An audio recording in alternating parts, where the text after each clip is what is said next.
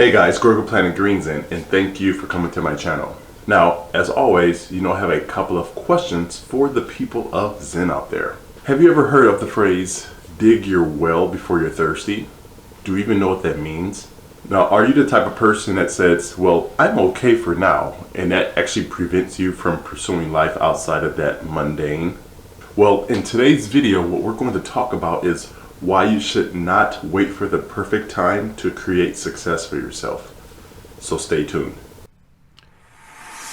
Planet Green Zen, inspiring the everyday person to break free from the mundane and take action.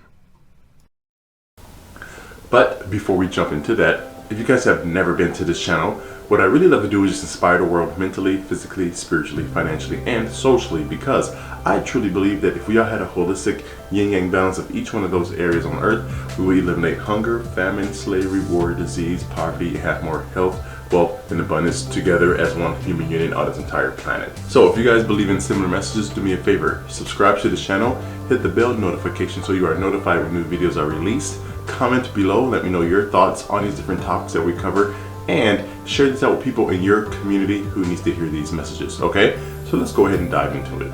So again, why you should not wait for the perfect time to create success for yourself is something that I believe is very important, because I truly believe that a lot of people who actually have very high levels of stress, they have anxiety, they are always worried about what's going to happen to them, is because they have not dug their well before they're thirsty. And pretty much what that means is, again, even if you work in a job that you love, or if you're doing something that you think is great, again, for now, and you just don't do anything else, but then if you ever were to lose that job or get fired or something like that, that's where people actually freak out, because they don't have money saved up, they don't have a next road or option to go to, they don't know what they're going to do, they just are always taught to just live one route at a time, just have one job, one source of income, one path as far as, and not exploring to see what else is out there. Like I remember meeting a guy that I was talking to him before about just like pursuing things outside of the mundane life, starting maybe his own business, building some assets, and he was like, kind of brush it off, I don't really need that. And then he had some new management coming to his job, and he was starting to freak out, and then based off emotion, he was like, I want to sit down and actually talk to you about what you're doing and try to learn this other side that you're talking about. But just because of my training and what I knew that he was just acting on emotional impulses and not logic, because typically when you make a decision on emotions, you're not really fully there, and it's something that you really are not going to stick with. Or just like if you guys ever go to seminars and things like that, where people, rah-rah people, they try to pump you up and get you excited, it's all a psychological game, and then they want you to make a decision right then and there. Here, sign this paperwork, or put 3 credit cards together so you can pay for this mentoring program. Again, if you get stuck to something like that, no, do not do that. I repeat, do not do that. But what I'm really referring to is, again, he was like, well, okay, I want to sit down with you. And I knew he wasn't serious. I was like, okay, well, we'll talk about it later. And then things started to get good at his job again. He started to get back comfortable, and never heard from him again. So the reason why I bring this topic up is because a lot of people do not dig their well before they're thirsty. What they do is they just say, I'm okay for now, or I don't need this, but then if they lose that job or that source of income, they start to freak out because they have no other options. So all I want for you guys to do is really just think about this. Okay, maybe you are in something great, maybe you are being promoted, and that's totally fine. Congratulations to that. But in your spare time, what are you doing to actually set yourself up for success, to where, let's say if this ever went away, you have 2, 3, 4, 7 streams of income over here, to where it actually can help you live an abundant and comfortable life, instead of freaking out and trying to go to the next quick fix, kind of like being a drug addict, to where you get a quick fix for now, and then whatever, a couple hours or a day later, you're gonna need another one, versus setting yourself up on a clean path to where you don't even need those quick fixes. So really think about this, guys. I want to help you visualize and start to get out that mundane mindset. Let's say you make, $40,000 a year at your job, which, it's okay, but unless you have a family and all this other stuff, but let's just keep it standard. You have a 1-bedroom apartment, $40K a year.